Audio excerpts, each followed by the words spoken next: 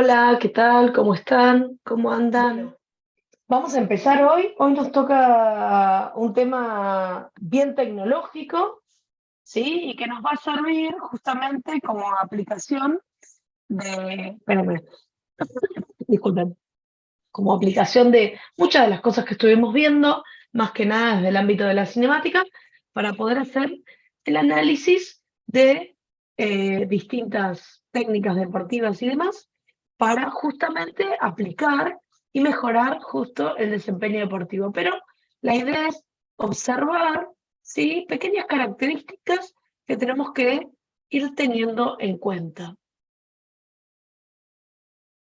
Bien,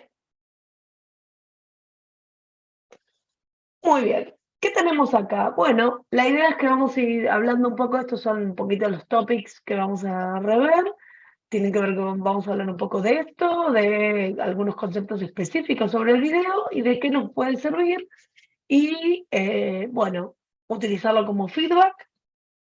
¿Cómo podríamos rápidamente? No es que lo vamos a ver en profundidad, porque eso justamente son las últimas clases para hacer un análisis en 2D, cómo son los análisis en 3D y, bueno, y algunas conclusiones que podemos tener. Bien, como introducción, lo que podemos tener en cuenta es que justamente la tecnología ha ido avanzando muchísimo. Hace 10 años atrás hablar de videos para el análisis deportivo era, no les digo exclusivo, pero bastante, ¿qué les diría? Como eh, no era fácil o accesible, para llamarlo de otra manera, para todas las personas, ¿sí? Tener, tal vez hace 10 o 15 años atrás, tener la posibilidad de tener algo con que filmar, ¿sí? Y después eso poder analizarlo, ¿sí? Más allá de una mera observación, ¿no? Que la que podríamos hacer, sino hacer realmente un análisis, era bastante exclusivo. ¿Por qué? Porque mismo los implementos que utilizamos para el video eran, bueno, obviamente eh, costosas, ¿sí? Económicamente hablando, y mismo en nuestro país, en Argentina, no era también tan fácil tener acceso, dado que obviamente no todo llegaba, ¿sí?, tan fácil. Bien, eso por un lado. Por otro lado, esto fue avanzando, por supuesto. Empezamos a tener primero las primeras cámaras normales, comunes y corrientes, estas, ¿sí?, de filmación de televisión, que filmaban tal vez, bueno, primero estaban las cámaras, digamos, la, digamos, las que filmaban en rollos, ¿sí?, como si fueran de fotografías y demás, sí, la V8 y demás. Después pasaron a las cámaras que filmaban en un cassette gigante así que se llama VHS y que dentro contenía la cinta y que se podían filmar, eh, y que primero digamos, los videos que se filmaban en esos no se podían volver a utilizar. Luego avanzaron un poco más la tecnología y pudimos acceder a esos cassettes que fueran regrabables, entonces se podía grabar encima, así como los cassettes de música, igual. Luego de eso pasamos a un cassette chiquitito, ¿sí? Un poco más chico, mucho más chico en realidad, que a veces los que teníamos acceso a una videocasetera necesitábamos como un cassette de VHS mentiroso, en el que en realidad era un adaptador, en el que poníamos ese cassette chiquito, y lo único que hacía era estirar la cinta para poder mirarlo en una televisión y demás. Y luego de eso empezaron las primeras filmadoras que eran digitales. Todo eso era analógico hasta ahora lo que estuvimos hablando. Luego pasamos a las primeras digitales. Con las primeras digitales, eh, primero eran bastante, o sea, se podía grabar poca cantidad de información en distintas resoluciones y demás, ¿sí? Resoluciones bastante, digamos, ya vamos a hablar qué es eso, digamos, más gruesas, ¿sí? hasta que, bueno, obviamente con la aparición de, primero, esas videocaseteras que tampoco eran fáciles de obtener, y después los celulares que ya filmaban, ¿sí? Que primero fueron como más burdas en la filmación, ¿sí? Más, digamos, más toscas, pero bueno, obviamente la tecnología avanza muchísimo y ahora tenemos celulares que filman muchísimo mejor que cualquier otra cámara, muchas veces en cámaras lentas, ¿sí? En mayores cuadros, mayor cantidad de cuadros, etc. Con lo cual, fíjense cómo tal vez de 10 o 15 años a la fecha hubo un cambio tecnológico total. Bien, esto un poco hablando de la generalidad del video. ¿Y permite el video? Bueno, justamente una de las cosas que nos permite es, primero que es una herramienta más que como entrenadores, preparadores físicos, ¿sí? Podríamos utilizar que nos brinda información. El tema es poder o entender cómo podemos adquirir información a través del video, ¿sí? En este caso, porque hay muchos tipos de información que nos puede brindar. Obviamente podemos aplicarlo tanto en el deporte, ¿sí? Como el deporte recreativo, de base, ¿sí? De nivel inicial, hasta en deportes de alto rendimiento, justamente en donde las sutilezas que podamos hacer, digamos, de mejoras, hacen la diferencia. Y el acceso a esta herramienta, obviamente, como dije, en un primer momento, o hace muchos años atrás, era muy costoso, y en este momento ya es bastante poco costoso o más accesible, vamos a decir, más que poco costoso, más accesible, y obviamente, y en función de la exactitud en que querramos hacer evaluaciones, eso va a justamente hacer desde poco costoso hacia más costoso. ¿Por qué? Porque cuanto mayor exactitud es cuando necesitamos más tecnología o tecnología mucho más novedosa de innovación y esa será, obviamente, como toda la tecnología, más cara. Pero tal vez con lo que tenemos, ¿sí? Nosotros, ¿sí? Habitualmente con nosotros podríamos perfectamente utilizar o utilizar esas herramientas o esa tecnología para poder evaluar. Uy, perdonen, quise hacer menos. Ahí está. Bien, espérenme que no sé dónde me quedé. Ah, aquí, bien. Estoy tratando de pasar con, ahí está, con un mouse y se pasó todo junto. Bien, ¿para qué nos puede servir esto?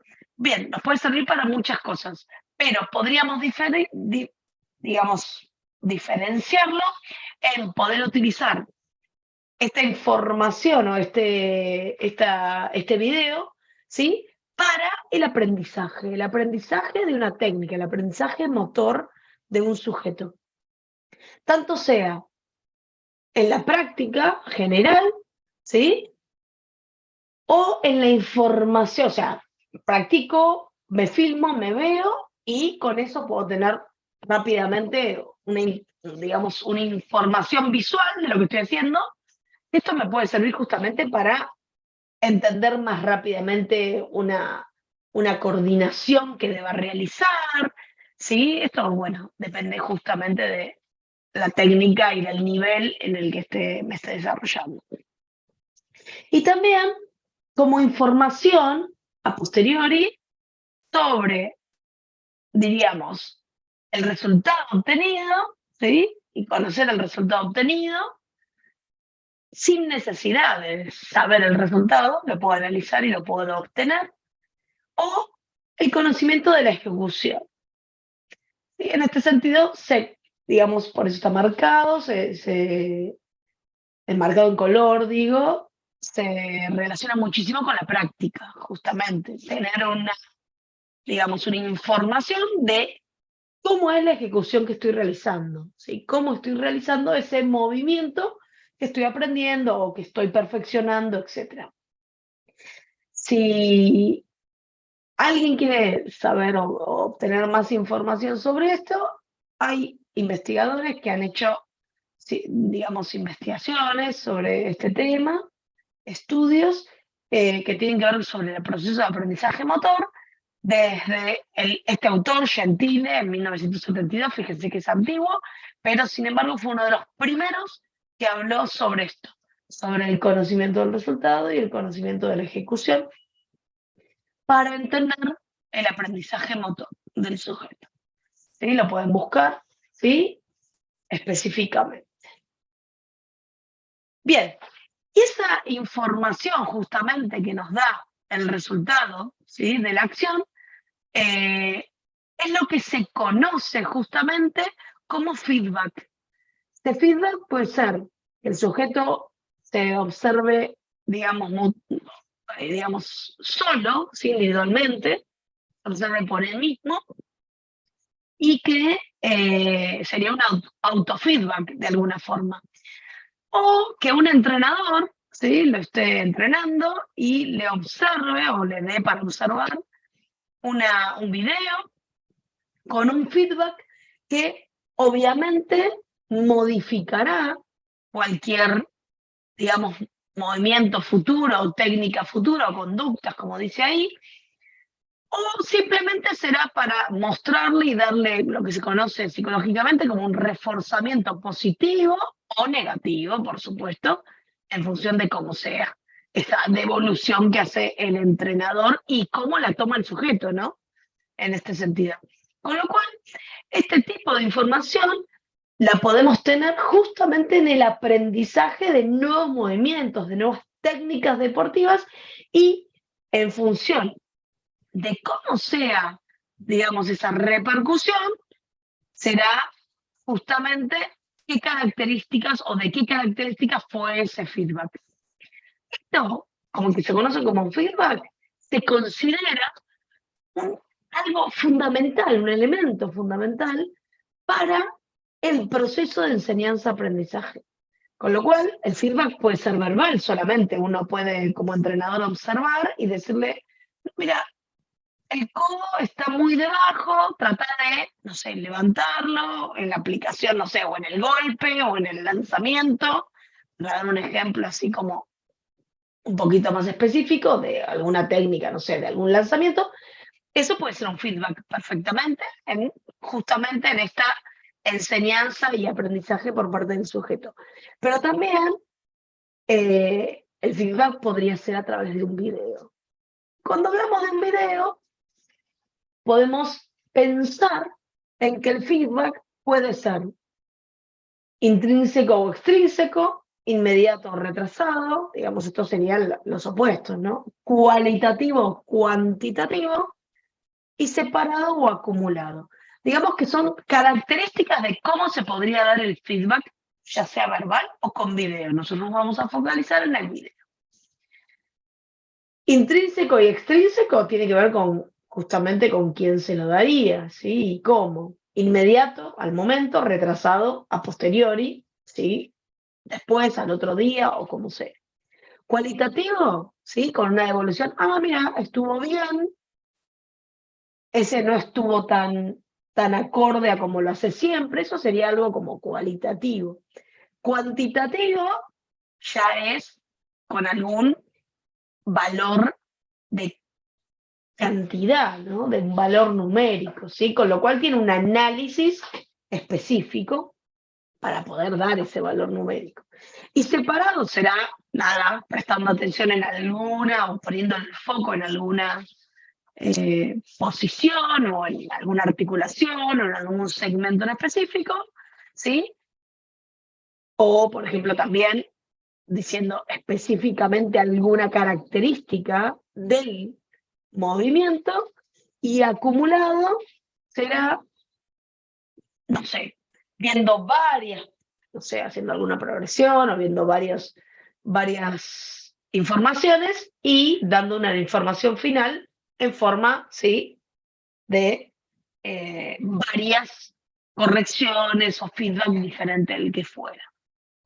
¿En dónde nos vamos a focalizar nosotros? Nos vamos a focalizar en estas cuatro, serían, o estos dos opuestos, ¿sí?, que se pueden realizar justamente con el video. Inmediato y retrasado, inmediato o retrasado, o cualitativo y cuantitativo. Bien, vamos a ver algún ejemplo. En este caso, fíjense, en el caso 1, para dar un ejemplo, vamos a dar algún caso, uno que sea inmediato y cualitativo. Un sujeto hace un movimiento, se captura a través de un video y automáticamente se puede observar, ¿sí?, el sujeto realizándolo, ¿sí? Y tal vez decirle, mira, fíjate cómo pusiste la cabeza, tal vez no debería estar puesta de esta manera y sí de tal otra, ¿sí? Por dar hacer algo que para decir. De esa forma, la captura se hace en el momento y el feedback también es en el momento. Otro caso, el caso 2, puede ser inmediato y cualitativo. Inmediato y cuantitativo, disculpen. Bien, filmo rápidamente y a través, bueno, acá dice un software, que es uno de los que vamos a ver, que se llama Quiroea, y a través de un análisis rápido, tal vez decirle, mira, el ángulo entre, no sé, tu tronco y tu brazo es de 98 grados y debería ser más grande. Bueno, eso se puede hacer rápidamente porque nada se para en un fotograma, se puede poner que rápidamente te haga el ángulo y se puede medir. Entonces es cuantitativo porque me da una valoración y es inmediato. Claro, porque es un ángulo, por ejemplo, no sé, una distancia, por decir algo que lo puedo hacer rápidamente para que después vuelva el sujeto a realizar tal vez la técnica e intente mejorar eso, ¿no? Y no hablamos de que, mira, no es cualitativo, porque no le digo, tu codo quedó bajo, eso sería cualitativo, le estoy diciendo exactamente, mira, tenés un ángulo de 98 y deberías tener un ángulo mayor, ¿sí? O de X cantidad, o de entre esto y esto. Bueno, en función de eso se intenta. Bien, y el caso 3, ¿sí?, que es el que lleva un poquito más de tiempo, puede ser una captura justamente y un análisis que podría ser en 2 dimensiones o en 3 dimensiones, acá habla de 3, pero podría ser también, en donde se analiza mucho más minuciosamente o detalladamente algún aspecto, alguna característica o varias a la vez que le permiten que eso lo tengo que hacer a posteriori con tranquilidad para después darle una devolución a mi deportista. ¿Sí? En este caso es retrasado y es cuantitativo, justamente porque estamos hablando de un análisis mucho más detallado en variables de muchas de las que vimos de la cinemática. Bien, esto es un poco como para hablar de qué nos puede brindar y por qué utilizamos esa información y cómo puede ser esa información.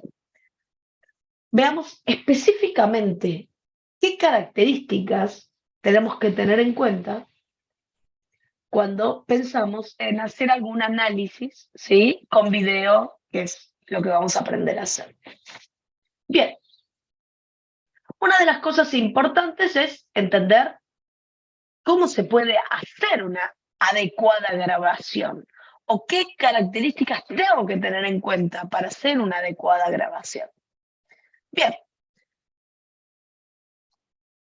3 cosas son importantes, o bueno, acá hay 3, pero en realidad habla de varias en la tercera, ¿sí? Pero las 2 primeras creo que son las más importantes y que cualquier cámara o teléfono, ¿sí?, puede ajustar estos valores que hablan de, bien, la frecuencia de muestreo, la velocidad de obturación y otras cosas. Vamos a empezar por la frecuencia de muestreo. ¿Qué es la frecuencia de muestreo? Es la cantidad de fotogramas o imágenes que se van realizando en cada unidad de tiempo o por unidad de tiempo. Antiguamente, cuando eran analógicos, acá tenemos algunas cámaras, en realidad las que están ahí no son analógicas, no llevan casetes, esas llevan justamente memorias, pero bueno, cuando eran analógicas y cuando no son analógicas, filmaban, en este caso, en 2 sistemas, en PAL o PAL-N, que era el que teníamos nosotros acá en Argentina, y en NTSC. ¿Sí? Son 2 sistemas distintos, que la diferencia, más allá de la sigla, que es diferente, era la cantidad de fotogramas que capturaban, en este caso por segundo, ¿sí? En ese sentido, por unidad de tiempo es el segundo. Bien, ¿qué tenemos? El PAN N capturaba en 25 cuadros por segundo. En cambio, el NTSC capturaba en 30 cuadros por segundo. ¿Y cuál sería la diferencia? Bueno, obviamente 5 cuadros. ¿Sí? En 5 segundos había una diferencia justamente. ¿Y esto es mejor o peor? Bueno, en realidad, uy, ya, se puso medio raro, ¿no? Disculpen, se me apagó la cámara. Ahí estoy. Eh, ahora sí. Lo importante no es qué cantidad de cuadros tiene. Primero, lo importante es saber qué cantidad de cuadros tiene, o digamos, o está tomando el video que yo estoy filmando. Eso es lo más importante primero, ¿sí?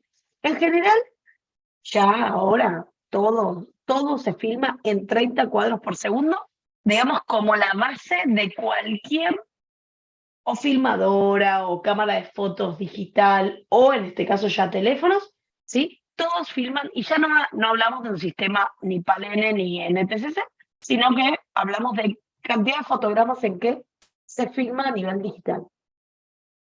Por supuesto que hay hasta filmadoras o cámaras de fotos u teléfonos que filman en más cuadros por segundo. Sí es importante saber en cuántos, ¿sí? Para esto, si ustedes van a utilizar sus teléfonos para poder filmar y demás, bueno, tienen que ir a las especificaciones del teléfono, buscar en internet el modelo de teléfono que tienen y buscar en las especificaciones de video en cuánto. ¿Por qué? Porque en realidad todos van a filmar en 30, pero una de esas tienen un teléfono que filma en algo más. ¿Qué es importante de esto, más allá de lo que dice ahí? Es entender que a veces los teléfonos mismos, cuando tienen una frecuencia de muestreo superior, póngale, alguien me dice, tengo un celular que filma en, no sé, en 120 cuadros por segundo. Bueno, genial. El tema es que muchas veces lo hace en una resolución, que es como un tamaño más pequeño. Entonces, se complica. ¿Por qué? Porque en realidad tal vez está buenísimo que filme en más cuadros, pero se hace más pequeña la imagen. Entonces, después para el análisis, se dificulta ese análisis. Con lo cual, ahí tenemos un problema. Denme un segundito. Ahí vengo, ¿eh? Un segundito, por favor.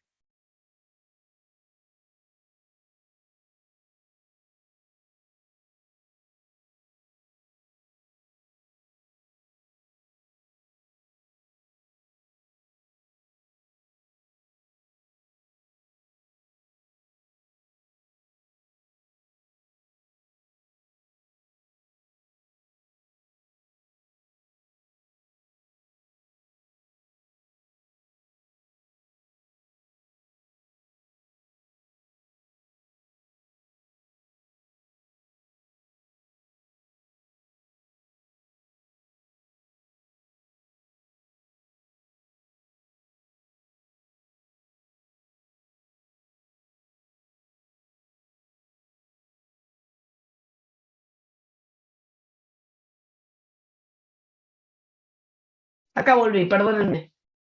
Bien, entonces, como les decía, me estaban haciendo una consulta, tenía que responder, disculpen. Bien, como les decía, es importante esto. ¿Por qué es importante? Bien, la resolución habla de el tamaño, como dije. Para entender un video digital, como un video analógico, da igual, es una consecución de fotografías, ¿sí? Que como las pasan a una determinada velocidad, la frecuencia del muestreo, justamente hacen que la imagen se mueva, ¿sí? Esto es así. Bien, ¿qué es la resolución? Es el tamaño. Digitalmente, la resolución lo dan la cantidad de píxeles que tiene tanto a lo ancho como a lo largo, ¿sí? En este caso. Entonces, ¿Qué es un píxel? Bien, digitalmente un píxel, que es el único que hay, no hay otro, es un cuadrado. Entonces, a veces, ¿sí? Tenemos resolución, es como la resolución de un televisor o de los televisores que se usan ahora, o mismo de los monitores que se usan en computadores. Tenemos una resolución que nos dice cuántos píxeles tiene de ancho y de largo. Entonces, en función de eso es el tamaño. ¿Y cómo lo vamos a ver? Cuando la resolución tiene números más chicos, ¿sí? El píxel se hace más grandote para poder, ¿sí? Qué sé yo, si dice 800 por 600, ¿sí? Tendrá 800 píxeles a lo largo, 600 hacia abajo. Entonces, la consecución de eso nos dará la imagen. Ahora, si tenemos, no sé, una posibilidad de grabar con una resolución, no sé, de 1910 o 1920, creo que es, no me sé las resoluciones exactas, por, no sé, 1200, el píxel va a ser más pequeño, ¿ok? ¿Y eso qué nos va a dar?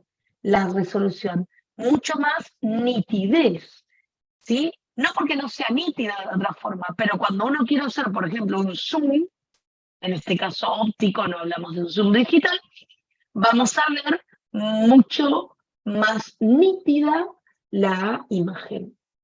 Entonces, cuando uno filma en más cuadros, muchas veces pierde resolución. Entonces, a veces hay que hacer como un análisis si conviene o no conviene. Tal vez el movimiento, ¿sí? No amerita tener más que 30 cuadros, más sabiendo lo que dice aquí, que digamos, el sistema que vamos a utilizar nosotros para realizar el análisis, ¿sí? En este caso el software Kinovea, nos permite incrementar al doble la frecuencia de muestreo, con lo cual nos podemos llevar de 30 a 60 cuadros. No es que agregamos una foto más, ¿sí? Sino que lo que realiza justamente es, a través obviamente de algoritmos, recrear esa imagen, ¿ok? Pero bueno, eso nos permite sumar y ver, por ejemplo, digamos, una situación intermedia entre dos cuadros de manera nítida. Con lo cual, es muy bueno.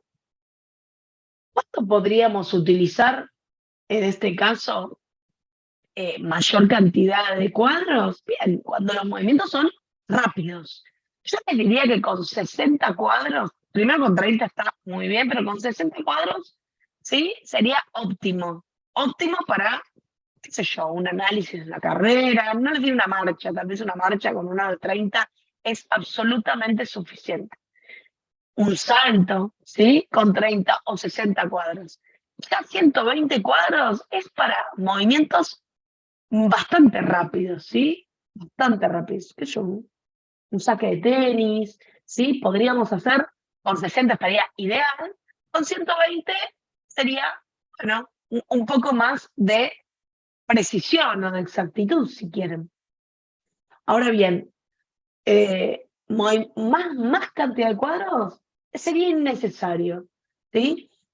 A no ser que estén analizando algún movimiento extremadamente rápido, digo deportivo o deportivamente hablando, como puede ser, no sé, el tenis de mesa, ¿sí? El squash, que son movimientos muy rápidos, ¿sí? Y que, claro, bueno, al ser tan rápidos, con más cuadros podemos ver y observar más, si no, veríamos capaz que en 5 cuadros que el movimiento ya se realizó cuando son en 30, ¿sí? Pero bueno, solamente en esas situaciones. Bien.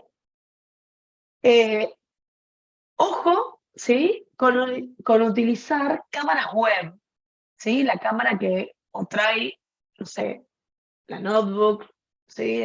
Instalada o alguna que pongan en condiciones externas. Hay algunas muy buenas, ¿sí? Pero no todas las cámaras web tienen una buena, justamente, frecuencia de muestreo y resolución.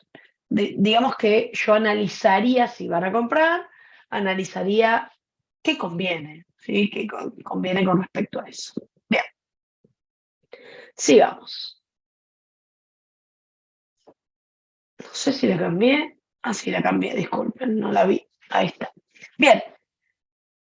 También, obviamente, podemos adquirir o tener cámaras de alta velocidad. Son cámaras específicas, ¿sí? Disculpen, muchas de las cámaras de fotografías, digamos, profesionales, tienen esa posibilidad de tener ese tipo digamos, de posibilidad de cámaras de alta velocidad y se pueden. ¿En cuánto puede filmar? Bueno, tenemos una frecuencia de muestreo, puede ser de 120, 300, 600, 1200, bueno, según el modelo, por supuesto. Acá hay un ejemplo de una bastante, el precio es mentiroso, obviamente, ya no, pero la Casio Exilin Pro EXF1, ya debe ir por la F, no sé, 7, podía filmar, justamente es una, digamos, una cámara de fotos profesional, digital por supuesto, y filmaba a muchos cuadros, en este caso hasta 1200 cuadros, obviamente con la pérdida de resolución, ¿eh? No estamos hablando de que, pero tenía una resolución bastante buena. Bien, son ejemplos. Ahora la verdad es que los teléfonos, algunos ya vienen con 240 cuadros o más. El tema es que algunos hay que analizarlos porque tal vez filman una determinada cantidad de segundos y nada más, ¿sí? Entonces hay que ver si nos conviene o nos conviene usar.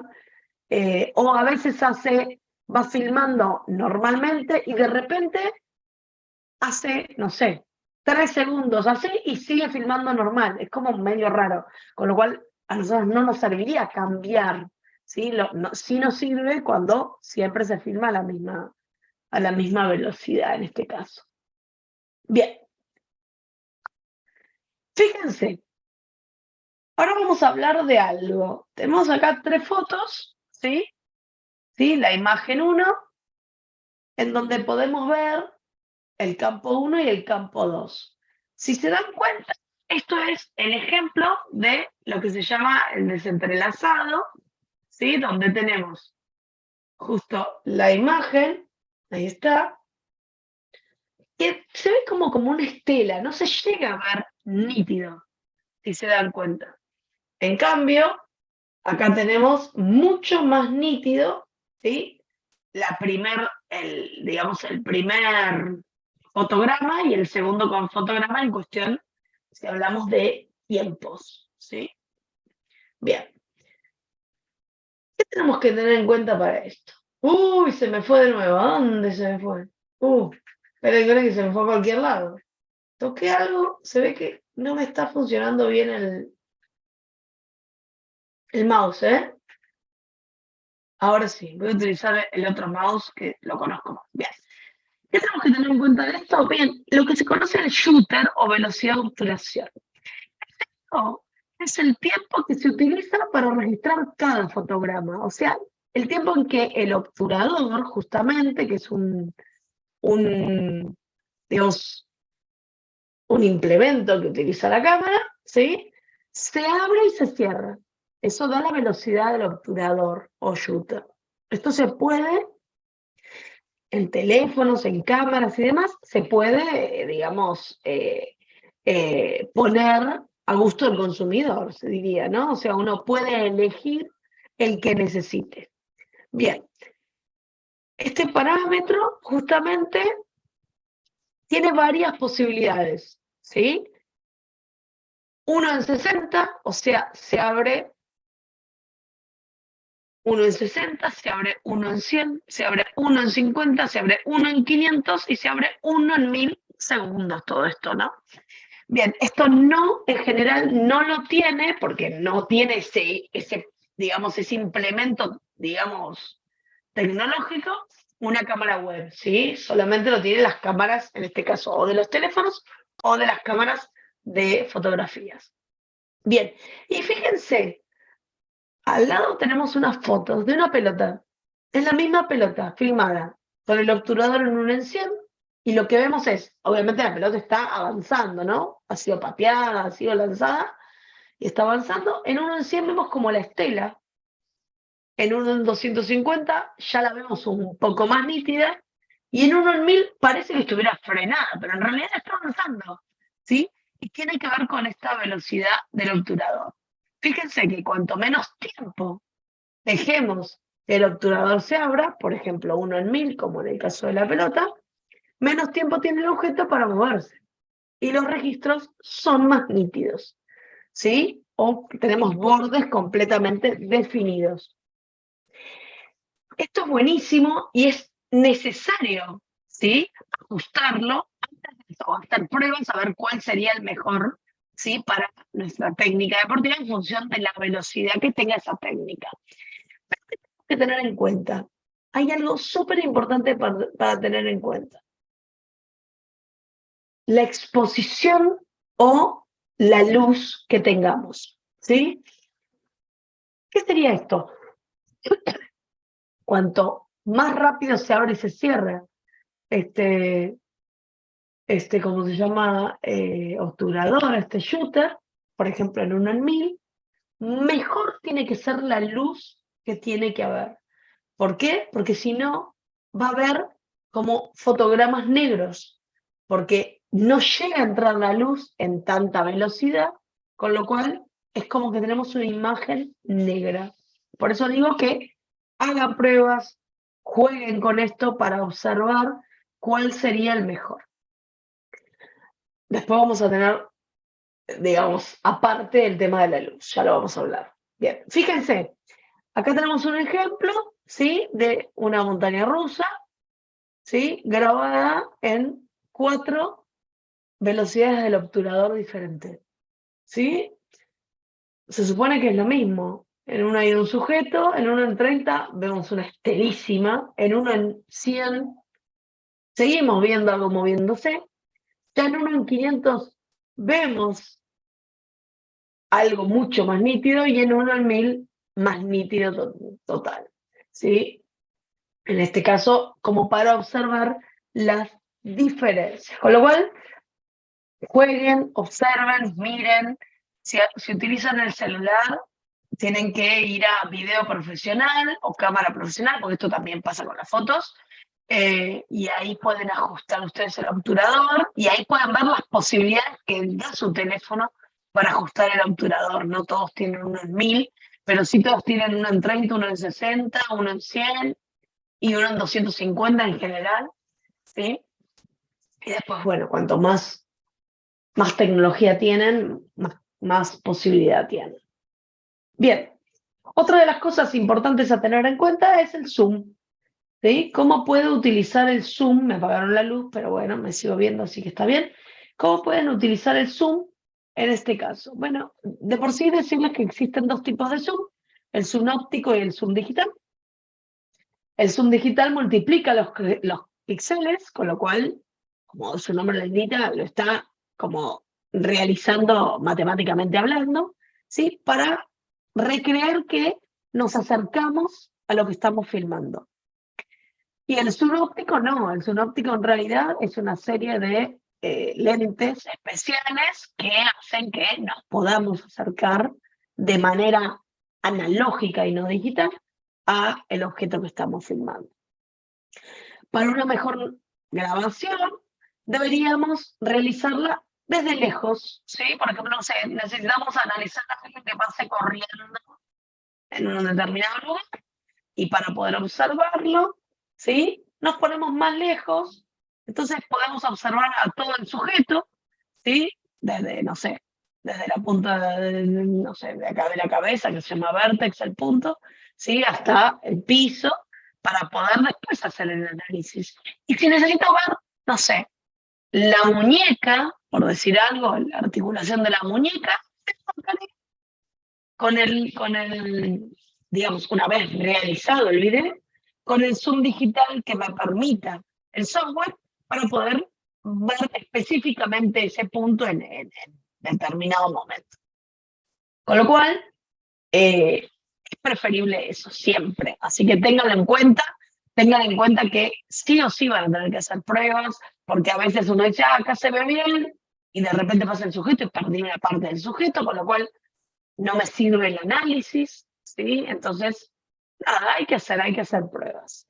Y lo otro que tiene el zoom óptico con respecto al zoom digital es que el zoom óptico lo que realiza es una deformación de la imagen. ¿Sí? El zoom digital, siempre la imagen es, o cada fotograma, tiene una forma rectangular y nunca lo pierde. En cambio, al hacer el zoom óptico, lo que se hace son, a través de los lentes, se deforman los vértices de ese rectángulo, con lo cual deja de ser un rectángulo y dejamos de tener píxeles como cuadraditos, ¿sí? O sea, entonces, la realidad es que si hacemos un análisis de esa forma, no va a ser exacto y va a tener errores y no va a servir finalmente, ¿sí? No va a servir. Entonces, siempre es plano, ¿sí? Con un zoom digital y ningún tipo de lente que afecte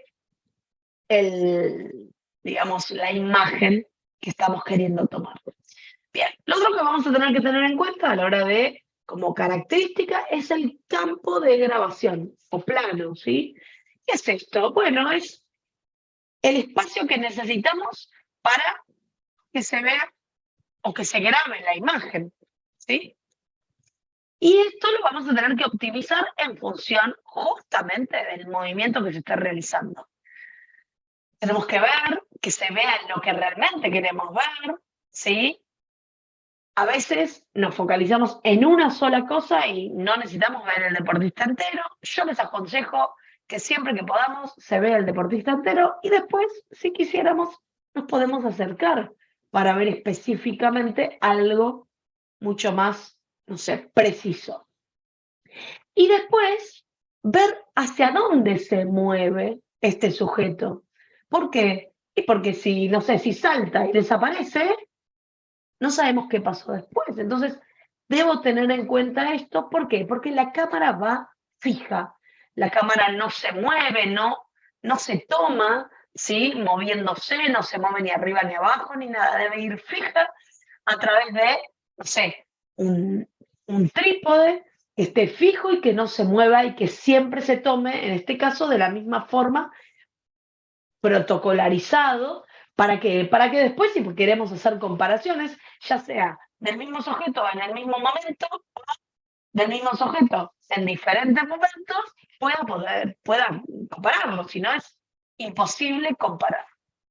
Con lo cual, no se puede panear, lo que se dice seguir, no sé, poner, no sé, quieren tomar un nadador, ¿sí? Y lo están filmando y va avanzando y van corriendo la cámara. No, ya no me serviría, por lo menos para un análisis específico de técnica y demás, tener eso, porque pierdo justamente la posibilidad de analizar específicamente las variables. Así que eso tengan en cuenta. Bien, obviamente dependiendo de cuál es el implemento que estoy utilizando, puede estar conectado, en este caso, ¿sí? A distintos puertos, si es que están, para hacer las devoluciones inmediatas, ¿sí? Puede estar conectado por Bluetooth, qué sé yo, ya hay tantas cosas que podrían ayudarnos. Algunas de estas son más obsoletas, pero no existían. La realidad es que y pueden seguir existiendo para alguno que lo siga utilizando. Bien. Bien, ¿cómo tienen que ser? Como dije, deben realizarse con trípode en plano fijo, hay que evitar modificaciones justamente del plano y vibraciones de la cámara. Por más de que me digan, no, pero la tengo grabada y no se mueve, se mueve. O sea, ustedes no lo sienten, como les mostré el otro día en los análisis de estabilidad. Nos movemos aunque parezca que no. Y esto la cámara lo sensa y esto hace que tengamos errores que no podamos minimizar, o sea, que no podamos sacarlos. Entonces, minimicemos los errores, por ejemplo, colocando la cámara en un trípode, ¿sí? Y haciendo un plano fijo para evitar. Siempre es mejor la luz natural. Entonces, la luz del sol, la luz del día, ¿sí? Así esté nublado. Porque la luz interior, ¿sí? Ya sea cualquier tipo de luz, puede, digamos, dificultarnos las tomas. Las luz tienen una determinada frecuencia que digamos, se puede ver o se puede medir en hertz, se miden las frecuencias, y no son las mismas frecuencias en este caso, de muestreo. Con lo cual, muchas veces cuando analizamos o filmamos algo en un ambiente con luz, digamos, interior, digamos, eléctrica, a eso voy, podemos tener justamente fotogramas que estén negros, que es cuando la luz se apaga y obviamente nuestro ojo no lo sensa, no lo ve. Están preparadas para que nuestro ojo no nos moleste, pero la cámara sí lo va a ver, y es más, si hacen la prueba lo van a ver.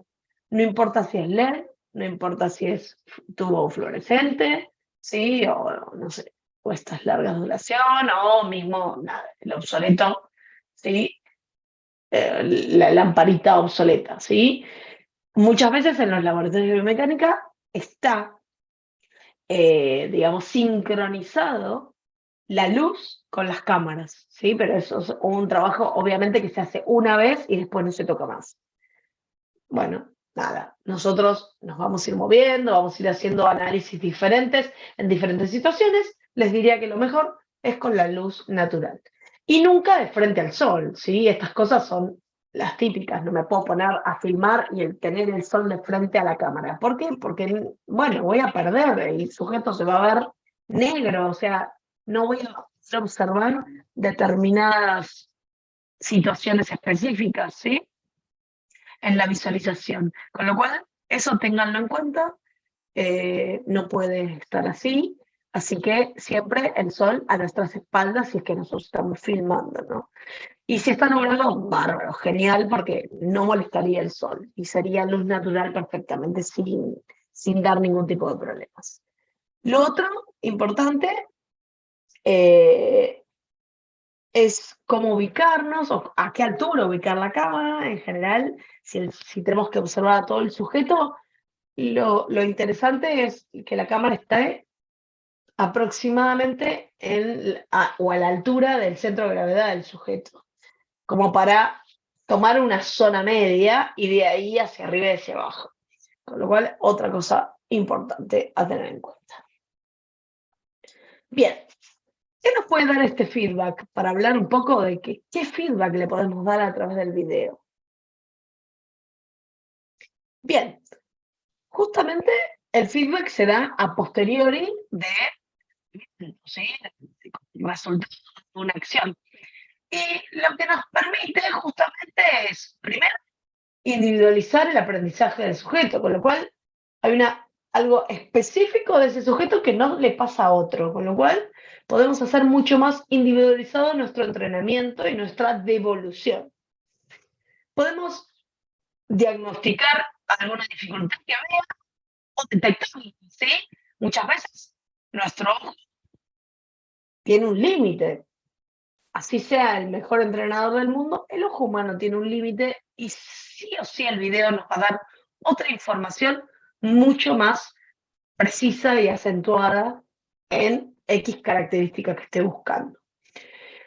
También podríamos hablar si una técnica, ¿sí?, es adecuada para un sujeto o no, ¿sí? En este caso, podríamos orientar y corregir al sujeto, ¿sí?, más allá de lo que observemos, mostrándole. Recuerden que siempre hay una frase que dice: una imagen vale más que 1000 palabras, con lo cual muchas veces el sujeto viéndose a sí mismo hace que su imagen mental, ¿sí?, de lo que está realizando, en una de esas no es la misma. Él se imagina que está haciendo de una determinada forma ese movimiento, y cuando lo observa o se observa a sí mismo en el video, se da cuenta que no. Por más de que nosotros como entrenadores lo hayamos estado corrigiendo o haciéndole esas devoluciones de que no era, pero el sujeto no se imaginó. Y cuando se vio, lo entendió, ¿sí? Le hizo como un clic mental. Entonces, esto, ¿sí?, hace mucho, o sea, juega un papel muy bueno también para motivarlo a seguir mejorando o no sé, a demostrarle que justamente a veces se ven o se sienten peor de los que se ven. Y entonces esto muestra al sujeto de que no era tan así como pensaba. Bien, ¿cuál es el principal objetivo que tendría este video feedback? La mejora en el entrenamiento, justamente. Ya sea para la preparación física, ¿sí? Incluido obviamente como una cuestión inmediata de devolución, o en el proceso de aprendizaje de nuevas técnicas deportivas que impliquen justamente una repetición, en este caso, y o diría, algún cambio muy específico que se da muy, digamos, mucho con deportistas de alto nivel, en el que esa sutileza de haga la diferencia justamente en una mejora de su performance a nivel técnico, competitivo, etc. ¿Qué tengo que tener en cuenta? Bien, hay varios estudios ¿sí? que hablan sobre este video feedback o cómo puede ser este feedback, ¿sí? Que empezaron hace bastante tiempo. ¿A qué llegan los estudios? Bueno, hay muchos, vamos a hablar algunos, ¿sí? Estos son los que consideraron los estudios de Rothstein y Arnold en 1976 y que hablan de que si sos principiante o si sos un deportista principiante, digamos, ¿qué feedback le tengo que dar como entrenador a errores o características groseras, ¿sí? O relevantes, como dice de la ejecución? No tan específicas. ¿Por qué? Porque al ser principiante, el conocimiento corporal, sí que tiene el sujeto y a nivel mental, es mucho más, digamos, grosera. Entonces no le puedo dar una precisión que no pueda entender ni llevar a la práctica en la mejora. En cambio, los más avanzados le puedo dar una precisión mucho más específica que la va a entender y la va a poder modificar mentalmente, coordinativamente hablando, ¿sí? Digamos, a nivel neuromotriz, lo va a poder mejorar y primero entender y después mejorar, ¿sí? En cambio, con los nuevos, no, esto no es posible. Y también otra de las conclusiones que dicen es que parece ser más eficaz el video cuando se utiliza durante al menos 5 semanas, ¿sí? O sea, no es un día, sino varios días que se utilizan. Estos son investigaciones que hicieron estos sujetos, ¿sí? Bien, cada uno tendrá su propia experiencia también, y esto habrá que leer, o tendrán que leer, si tienen ganas, de qué se trataron estas investigaciones para ver si tienen que ver o con el deporte o con los sujetos estudiados con los que ustedes entrenan y demás. Bien, ¿qué variables afectan al sujeto? Bien, en general, el video parece ser más eficaz en algunos avanzados y expertos que en principiantes. ¿Por qué? Porque para los principiantes a veces es demasiada información para poder entenderla y, digamos, e internalizarla, les diría yo. Lo cual no implica que no sea buena también. A veces es solo verse y nada más para un principiante y eso está genial. O a veces muchas veces se utiliza el video, no hablo del video como feedback, sino del video, para decir, bueno, hoy vamos a aprender una técnica nueva. Y se le muestra la técnica, ya sea porque el entrenador la muestra haciéndola, o mostrándole un video de un sujeto que la haga correctamente. Sí, en este caso sería interesante, porque entonces es mucho más fácil explicarle, ¿sí? Mirarla, que explicarle verbalmente cómo es la técnica, ¿sí? Es más fácil.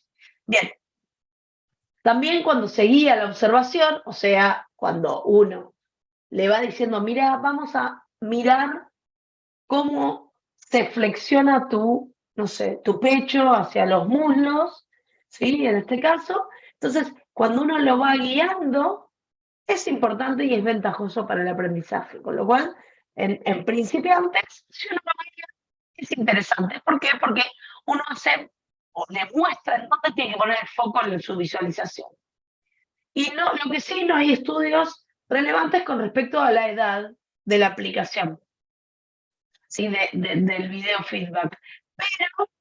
Pero se demuestra que en niños de 9, ¿sí? Se benefician más que los niños de 7, con lo cual diría que a partir de los 10 años se puede utilizar. No quiere decir que con más chicos no se pueda, pero estos Thomas Pierce y Ridley encontraron que a partir de 9 años era más óptimo que en 7. Se ven que analizaron esas edades. Bien. Con respecto a la tarea, ¿sí? Lo que observaron es que eh, en variables, perdón, en variables no, en movimientos, ¿sí? Que son cerrados y que son repetitivos y que no haya otra cosa que me interceda y que me modifique, qué sé yo, un andar en bicicleta, un correr, que son cerrados en general. Bueno, correr dependiendo del lugar, no es lo mismo, no corro igual subiendo una montaña que, no sé, en la calle, ¿no? Pero hablamos de que son movimientos cíclicos y que siempre se realizan bajo las mismas condiciones. Es como interesante utilizar el video. Y lo otro que hablan es que también, dependiendo de cómo estén dirigidas, ¿sí? Ya sea la atención o la práctica que realizan, ¿sí? Y cómo se transmite esta información, esto puede influir justamente en el aprendizaje. Ejemplos en la precisión de la información que damos, en cada cuánto nos damos, en la frecuencia, ¿sí? En el tiempo en que se van generando estos procesos de información, ¿sí? Pueden modificar. Otras variables que dicen, por ejemplo, en general hay que mostrar el movimiento a la velocidad real en que se realiza, porque la imagen mental no hace como detenciones, ¿sí? Es como que se ve el movimiento como se debería realizar. O sea que mostrarlo en cámara lenta o mostrarlo en cámara rápida, que en realidad no sé nunca se muestra en cámara rápida, justamente pueden no ser, digamos, del todo bueno. Y lo otro es, ¿cómo puedo comparar? Por ejemplo, ¿puedo comparar una imagen o un video de alguien, no sé, llamémosle, no sé, un jugador de tenis que tenemos, que le estamos enseñando el saque? Y entonces ponemos el saque de él en video y al lado el saque de, no sé, vamos a decir de Federer, por decir a alguien. Y entonces le mostramos los dos saques. ¿Está bueno compararlos? Bueno, yo les diría que no. En general, la comparación tiene que ser intrasujeto, el sujeto contra el mismo. Bien, le enseñamos el saque, hizo varias prácticas, qué sé yo, lo filmamos una vez. Bien, se mira, qué sé yo, no sé qué. Tal vez seguimos mejorando la práctica, pasan un tiempo y volvemos a filmarlo y le mostramos su antes y su después, sería algo así, ¿no? Para decirle. Y le vamos mostrando cómo va mejorando determinadas especificaciones que tenga el saque. ¿Por qué? Y porque la realidad es que, primero, no puedo mostrar a alguien que esté empezando con alguien excesivamente de la elite o excesivamente del alto rendimiento, porque no es igual y no va a ser igual. La persona no es igual, no tiene las mismas dimensiones, no tiene la misma, digamos, longitudes de los segmentos, etcétera. Hay un montón de cosas que difieren, no tiene la misma conformación de fibras musculares, un montón de cosas que difieren. Entonces, esto hay que tenerlo en cuenta. Y lo otro que a veces pasa es que si hacemos una comparación, si la quisiéramos hacer, el saque de una mujer, para seguir hablando del saque de tenis, no es igual al saque de un hombre, ¿sí? Por más de que digan que la técnica es igual, no, pero hay diferencias, ¿sí? Y esto puede obstaculizar o desmotivar al sujeto que está aprendiendo. Tenemos que conocer muy bien al sujeto para ver qué cosa le podemos aportar que le pueda servir. Bien, muy bien. ¿Qué podemos hacer como análisis? ¿Sí? En este caso, podemos hacer un análisis en 2D. Bien, para eso, ¿sí? Podemos utilizar software para tanto sea capturar, ¿sí? Puede ser, en la captura puede ser, no sé, a través de una tablet que capturamos y podemos hacer un análisis rápido ahí para un feedback inmediato y cualitativo o cuantitativo.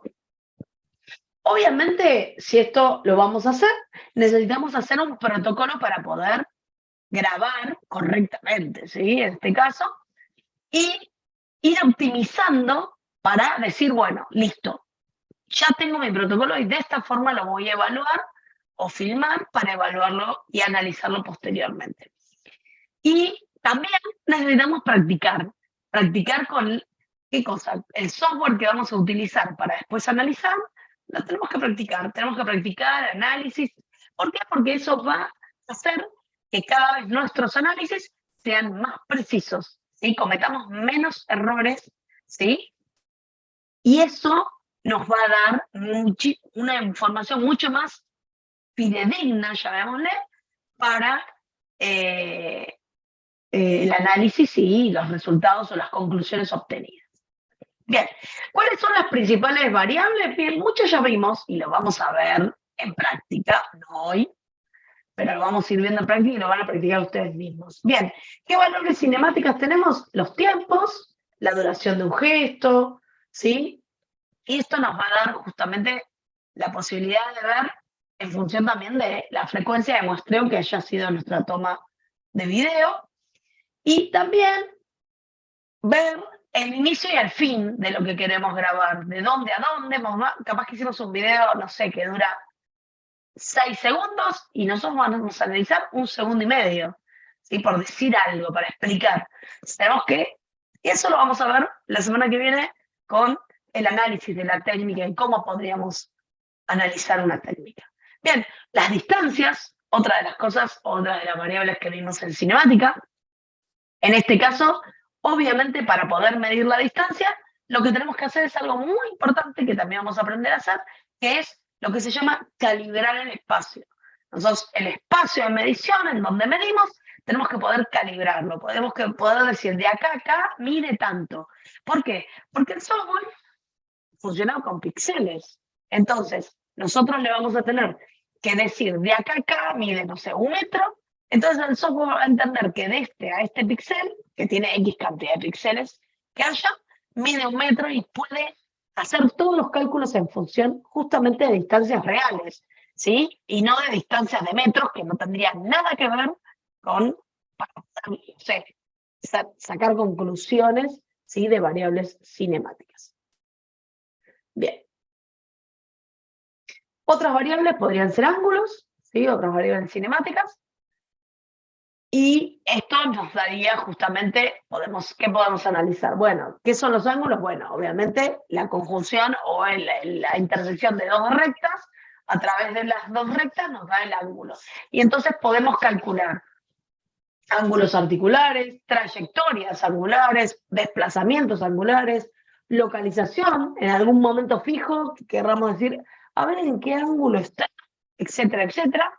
Con lo cual, para esto, tenemos que, obviamente, establecer un criterio que ya les enseñaré, pero una de las cosas que podemos hacer, si ya tenemos pensado qué articulación o qué segmento corporal vamos a seguir, ¿sí? Y analizar en nuestra imagen, los podríamos marcar de antemano en el sujeto para que en nuestros videos se vean mejor, ¿sí? Y también esto implica tener justamente un buen, digamos, la vestimenta deportiva adecuada. Muchas veces la del deporte es la óptima, ¿sí? Y si no fuera la del deporte, la más que esté más pegada al cuerpo, para evitar justamente errores de, no sé, de que se mueva, no sé, la campera que estoy utilizando, se movió porque es una campera gorda o lo que fuera, y tal vez el segmento, yo estoy observando, no sé, el hombro, y nada, y hay errores porque la campera se mueve diferente y tal vez el hombro está en un lugar que no está exactamente en donde yo veo la campera. Por más de que me digan, pero no, pueden ser centímetros, bueno, no importa. Ya son errores que deberíamos ir minimizando. Bueno, y obviamente, si tenemos tiempos y espacios, ya sean lineales o angulares, vamos a tener velocidades y aceleraciones, ya sean lineales o angulares. Con lo cual, son cálculos indirectos, pero cálculos al fin. Son derivadas de las primeras variables que vimos. Con lo cual, esto se puede ver y nos puede servir muchísimo para entender mejor el movimiento que queremos analizar. Bien, ¿qué protocolos tenemos que seguir adelante? Por más de que lo vamos a ver específicamente en las clases que lo hagamos. ¿Qué condiciones vamos a tener del espacio? ¿Sí? El espacio amplio, con la luz adecuada, un toma corriente, porque a veces, no sé, si filmamos durante mucho tiempo, el implemento que utilicemos para filmar se nos puede quedar sin batería o lo que fuera, con lo cual tenemos que tener esto en cuenta. ¿Dónde voy a colocar la cámara? ¿Sí? Que esté en un trípode estable, ¿sí? Perpendicular en general al plano de donde se desarrolla la acción, con lo cual en general es en un plano sagital, ¿sí? Y a veces, ¿sí? Se pueden poner dos cámaras que filmen al sujeto al mismo tiempo, entonces se puede poner una en plano sagital y otra en el plano frontal, ¿sí? Etcétera, ¿sí? Disposiciones en forma oblicua, al movimiento, digo, introducen justamente un error de perspectiva. Entonces, evitemos también eso. Controlar las variables de grabación, las que vimos antes, la frecuencia del metreo, la velocidad de obturación, la amplitud del campo, el zoom, etc. Con lo cual hay un montón de cosas a tener en cuenta. La calibración espacial, ¿sí? Esto son, ¿qué son? Es una marca exacta dentro del plano que estoy marcando en el mismo, a la misma profundidad donde está el sujeto moviéndose para que pueda realizar justamente la toma de eso y que los cálculos sean los adecuados y exactos. El equipamiento del deportista, un poco ya lo dije, ¿sí? Evaluar justamente qué quiero ver y que se vea, ¿sí? En este caso. Y dónde pongo los equipos con que filmo. ¿En qué sentido esto? Bien, en general no tienen que, si yo pongo un equipo, no tienen que modificar la técnica del sujeto. El sujeto tiene que moverse como se mueve habitualmente con la técnica y que no interfiera, porque si no, lo que estoy evaluando no es realmente lo que tengo que evaluar. O sea, el movimiento que tengo que evaluar pues está ajustado a que tiene o una cámara enfrente o algo que le haga modificar. Con lo cual, tengo que pensar en qué lugar pondría, ¿sí?, el implemento de filmación para poder realizar la toma del dato. Bien, fíjense, acá tenemos un emplazamiento de los equipos poco adecuada, ¿sí? En este caso, tengo la filmadora, acá tengo un proyector, y esto sería, ¿sí? A partir de acá hacia, perdón, estaba en otro lado, a partir de acá para aquí, tenemos, podemos observar que hay como una pedana de algo, de gimnasia o algo, con lo cual no sé si es lo mejor, porque no sé si estaría de la mejor forma. Fíjense este es un poquito más adecuado. Tenemos, ¿sí? Observamos que la cámara está en algún lado, que toma específicamente, y la observación que se realiza, ¿sí?, se realiza en otro lado, total, está filmando y yo lo puedo observar desde ahí. Bien, ¿qué software podemos utilizar? Hay muchos software, algunos pagos, otros sin pagos, otros sin pagos, otros gratuitos, ¿sí? Nosotros los que vamos a utilizar, el primero de todos que vamos a utilizar es el Kinovea, y otro que vamos a utilizar es uno que no está acá nombrado, que se llama Tracker. ¿Sí? Son dos tipos de software que son gratuitos, ¿sí? En este caso no es que tienen una licencia y no sé, o son, no sé, o hay que hacer algún tipo de hackeo para poder instalarlos, o no, nada que ver.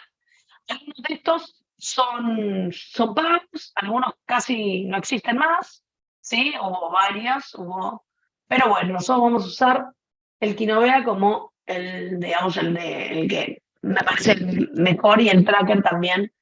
El Kinovea es específico justamente del deporte, y en cambio el Tracker no, pero se puede utilizar para el deporte y para analizar otras consideraciones. Bien, y el análisis en 3D, acá lo nombramos, ¿sí? El análisis en 3D me permite que a través de, en este caso, dos cámaras, ¿sí? Poder recrear lo que hace el sujeto. Había un software que era gratuito y no está más. Ahora todos los software que hacen 3D son todos pagos, así que en general no los damos. Lo que hacía era generar justamente un movimiento y, digamos, puede tener estas 3 dimensiones que me permitían tener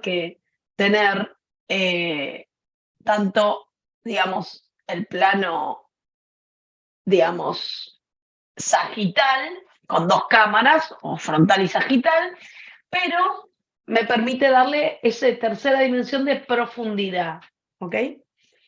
Y estos datos pueden ser analizados también, retrasados y cuantitativos, porque el sujeto pierde de ser sujeto. Yo tal vez estoy analizando y lo que observo del sujeto es esto, lo que se llama un fiber stick, que es este monito, ¿sí? Que tenemos acá, y que ya no sé quién es, ¿sí? Es una persona que está ejecutando, en este caso, un swing de golf, ¿ok? Obviamente tiene un protocolo muchísimo más estandarizado y planificado, ¿sí? Que no puede desarrollarse así porque sí, y en general se hace dentro de laboratorios, ¿sí? Se hacen dentro de lugares específicos. ¿Qué necesitan? Necesitan justamente equipos de grabación de mucha mayor calidad, ¿sí? O sea, cámaras de alta velocidad, y son casi sistemas casi automáticos, le diría, ¿sí? Porque utiliza como marcadores, ¿ven? Estos son marcadores digamos, que devuelven una imagen en cámaras que tienen luces infrarrojas. Entonces, estos puntitos, que serían los puntos que se van a seguir, generan que el sujeto, o se pueda observar estos puntos y ya pierda la imagen del sujeto. Fíjense, acá tienen uno, ¿sí? Ven estas luces rojas que están acá, son las cámaras de alta velocidad que están puestas. En general no se usan 2, se utilizan 4, 6, 8, 12, ¿sí? Que generan que el sujeto pueda ser filmado y pueda ser recreado digamos, en todo el movimiento, en cualquier plano, ¿sí? En cualquiera. Y si se dan cuenta, estos rojos son esos LED infrarrojos que hacen que esto, que eran los puntitos que estaban, se visualicen, se vean muchísimo más, digamos, nítidos que el sujeto en general, y esto pase a ser el sujeto. Esto también está calibrado muy específicamente, se utilizan preponderantemente en análisis de laboratorio, y los resultados, como está tan protocolarizado, ¿sí? Ya está hecho el software para específicamente el análisis de una determinada técnica. Obviamente eso lleva todo digamos, un trabajo previo, de tiempo previo, para que luego venga el sujeto y, o sea, primero se hacen ajustes y después venga el sujeto, lo haga y pueda tener casi, le diría, una devolución inmediata. Acá tenemos un ejemplo de cómo se ve el sujeto iluminado. Acá está en un laboratorio, tenemos una determinada cantidad de cámaras que están tomando al sujeto, y el sujeto, se observan esos puntitos, todos, digamos, con esta devolución de la luz infrarroja. Obviamente, ¿qué tiene esto de diferencia? Bien, primero que no lo puedo llevar al campo de juego, lo tengo que hacer in situ. ¿Por qué? Porque las cámaras no se ponen así porque sí, se ponen de una determinada manera y en general ya no se mueven más allá del movimiento que haga. Pero obviamente queda, digamos, hay que tener en cuenta de que solo podrían realizar movimientos que entren en ese sector, o sea que no queda, digamos, a ser infinito utilizado en cualquier movimiento, sino como que tiene una limitación física. para poder analizar, para poder, digamos, realizar determinados movimientos, diría, no implementos. ¿Por qué? Por cómo se ponen esas cámaras y esos implementos que se necesitan para poder analizar o tomar en realidad. Y obviamente el precio es muchísimo más elevado. Para esto también se utilizan, en este caso, fíjense, esto es lo que se utiliza muchas veces para la calibración. Se utilizan estos cubos de calibración, que son cubos que están ya completamente medidos, son estándar, y entonces de esta forma se pueden calibrar, ¿sí? Las filmaciones y, digamos, cuando estos implementos son movilizados y hay que calibrar, se utilizan estas calibraciones o estos cubos de calibración, no son cuadros, son cubos de calibración para poder estandarizar el espacio y hacer la toma correspondiente.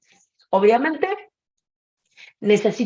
son sistemas manuales, ya no son sistemas más automatizados, porque aunque uno tenga pensado cómo lo va a realizar, no sale siempre tan fácilmente, sino que tiene que hacer todo un análisis a posteriori, y esto necesita tiempo de cálculos y de movimientos, ¿no? De movimientos de los implementos de un lado al otro y después de análisis para establecer las conclusiones, digamos, a futuro.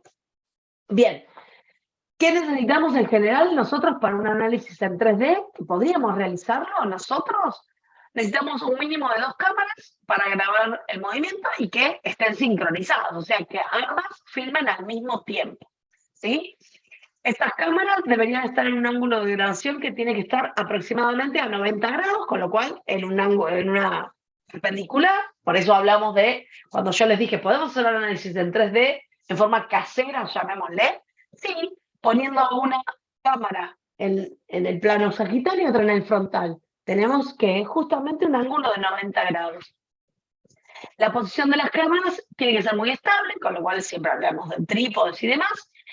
Es mejor grabar desde posiciones alejadas, esto ya se los dije, y utilizar el zoom luego, y mejorar, digamos, el hecho de las grabaciones, que no es que aprieto, que grabe, no sé, 6 minutos de grabación de lo que pase. No, es preferible hacer grabaciones, ¿sí? Chiquitas de cada movimiento, porque después, dependiendo de la computadora que use y demás, no es lo mismo tener un archivo digital que pese, no sé, 6 gigas, porque hice una grabación de X cantidad de minutos, a tener archivos más pequeños de, no sé, de 500 megas, por decirle el peso de un archivo, ¿sí? Me va a permitir utilizar el software, ¿sí? Y el análisis mucho más tranquilo y eficientemente. Si no, a veces se me colapsa y se me cierra el programa porque mi computadora no puede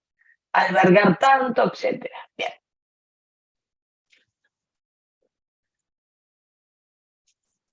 Para calibrar el espacio, como les dije, tenemos que colocar justamente algo que pueda ser medido, ¿sí? En este caso podría ser el cubo de calibración, y esto nos permite tener la facilidad de poder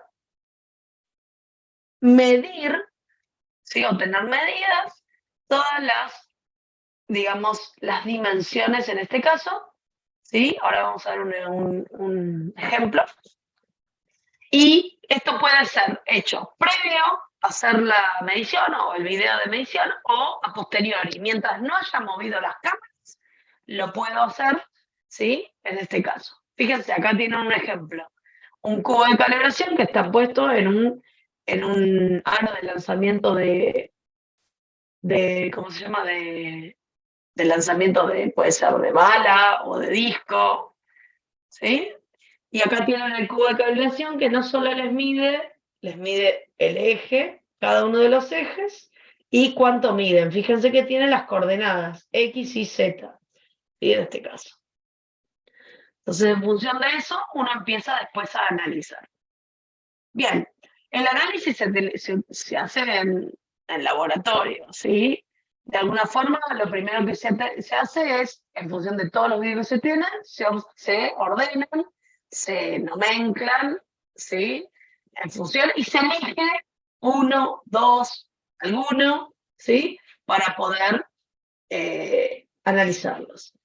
Se puede definir, esto lo vamos a ver la semana que viene, qué modelo voy a utilizar para justamente analizarlo, el modelo mecánico, lo que se llama modelo mecánico, seleccionando qué puntos voy a seguir, ¿sí? En este caso, los modelos de cuerpo entero o de segmentos específicos, obviamente en función de lo que quiero, y qué variables voy a analizar o qué variables tengo intenciones de observar.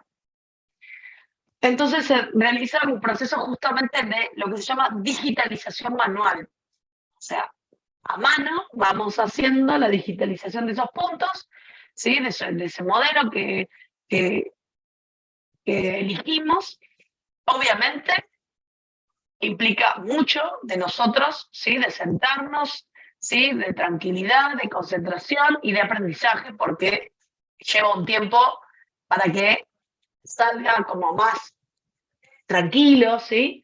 Eh, Cada movimiento puede llevar, dependiendo de nuestra expertise, entre 2 a 3 horas, ¿sí? Hay que evitar acumular errores, o sea, hay que tratar de hacer los más mínimos errores que se puedan, desde que empieza hasta que finaliza el movimiento.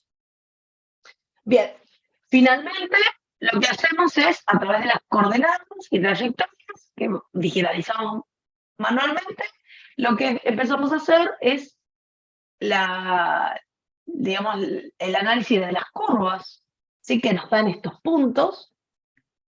Y bueno, y en función de eso, bueno, ya les mostraré, ¿sí? Trabajaremos con algún tipo de exponencial logarítmica para evitar justamente que no se vean tanto estos errores o minimizar estos errores, por lo menos en función de la gráfica obtenida. Y de esta forma, lo que hacemos es extraer los resultados, ¿sí? Hacemos algún tratamiento estadístico, si tuviéramos que hacerlo o pretendiéramos hacerlo, y redactamos algún informe, este feedback retrasado cuantitativo, o algún texto científico en función de lo que queremos remarcarle, ¿sí? Porque siempre la idea es que tengamos una fundamentación, ¿no? Teórica de lo que queremos realizar, tanto para nosotros, ¿sí? Para saber qué queremos ver y hasta dónde queremos llegar y por dónde es el camino, como tal vez también para nuestro deportista, si fuera necesario. Bien, finalmente, como para concluir, ¿sí? El video justamente nos da un montón de aspectos y que podemos analizar un montón de situaciones diversas. Nos permite mejorar la técnica, nos permite mejorar la táctica, nos permite, no sé, que el sujeto pueda hacer una visualización y un cambio a nivel de su imagen mental del movimiento, nos permite hacer una devolución instantánea, ¿sí? Inmediata o más bien retrasada, ¿sí? Y para esto existen diferentes software. El que vamos a ver nosotros, el Kinovea, es uno de los primeros. Y el Skill Spector es el que yo les conto, o les contaba que servía para analizar en 3 dimensiones, pero que ya no, o sea, no funciona más, ¿sí? Fue, digamos, era bastante viejo, tal vez en alguna máquina vieja y con alguna grabación vieja puede llegar a servir, pero con el avance de la tecnología lo hacían gratuito y dejaron de hacerlo. Así que no lo vamos a poder utilizar más. Bien, terminamos hasta ahora, me fui de nuevo, vamos a dejar, ahí está. Bueno, no sé, ¿dudas? ¿Algo? Porque hasta acá llegamos hoy. No sé si les pareció interesante. Sí, sí, muy bueno, muy interesante. Le quería pedir si podría repetir el correo. ¿El mío? Sí, porque yo hice el ejercicio del centro de gravedad. Muy bien. Ahí lo escribo en el... Sabés que no lo voy a repetir, pero para que te quede, ahí te lo escribí. O les escribí a todos en realidad. Ese es mi correo. Bueno, Buenísimo. Mándame el Excel y mándame la fotografía o lo que hayas utilizado para sacarlo, sí, para sí, ya calcularlo. hace como 2 semanas que lo hice, pero me olvidé la clase pasada y bueno, ahora me acordé. No te preocupes. Me Pero está hizo un poquito. buenísimo. Hay que practicarlo porque como todo necesita una práctica, ¿eh? O sea, uno lo hace una vez y dice, "Ah, no, es fácil", pero si lo hace habitualmente es como que uno se pone mucho más, Sí, digamos, sí, sí, hice uno duro y en por ahí hacerlo, después por hago otro. decirlo. Y por ahí después hago otro. Perfecto. Y bueno, la clase que viene, escuchen, lo que vamos a ver es un poco cómo analizar la técnica deportiva, ¿sí? ¿Qué posibilidades tenemos? ¿Sí? ¿Cómo repensarla? Porque bueno, eso va a depender también en gustos y en elecciones de ustedes, ¿sí? Hay varias y entonces está bueno que sepan que hay varias y que en función tal vez de un determinado movimiento eligen una o de una determinada dificultad eligen otra, ¿sí? Y ya a partir, esa es la que viene. Recuerden que la semana que viene tenemos clases. Al principio no íbamos a tener, pero no han tenido la del 1 de junio, creo que fue el 1 de junio, tenemos el 22. Y después, ya sí, vamos a trabajar en forma práctica, ¿sí? Entonces, yo les diría que para el que tenga ganas, esperen que estoy y no, ahí está. Para el que tenga ganas, vaya entrando a esta página, ¿sí? Es una página completamente oficial, ¿sí? Y se puede ir bajando, ¿sí? E instalando el software, ¿sí? Para la utilización, ¿ok? Y nada, ir mirándolo, nadie dice que nada, pero si tienen ganas, y si no, la clase que viene lo voy a volver a decir, porque la idea es que a partir ya de julio comencemos, digamos, a utilizarlo, con lo cual no solamente voy a dar clase yo y mostrarles, sino que también ustedes estaría buenísimo que lo tuvieran abierto y lo vayamos haciendo en conjunto, conmigo y ustedes, ¿sí? Me parece que es la mejor forma de, nada, que surjan dificultades o dudas y que lo vayamos viendo a medida que va transcurriendo la clase, ¿ok? Sí, sí. Seguramente les envíe algún video, así todos trabajamos, mientras la clase trabajamos con el mismo, ¿no es cierto? Como para ir viendo y haciendo lo mismo.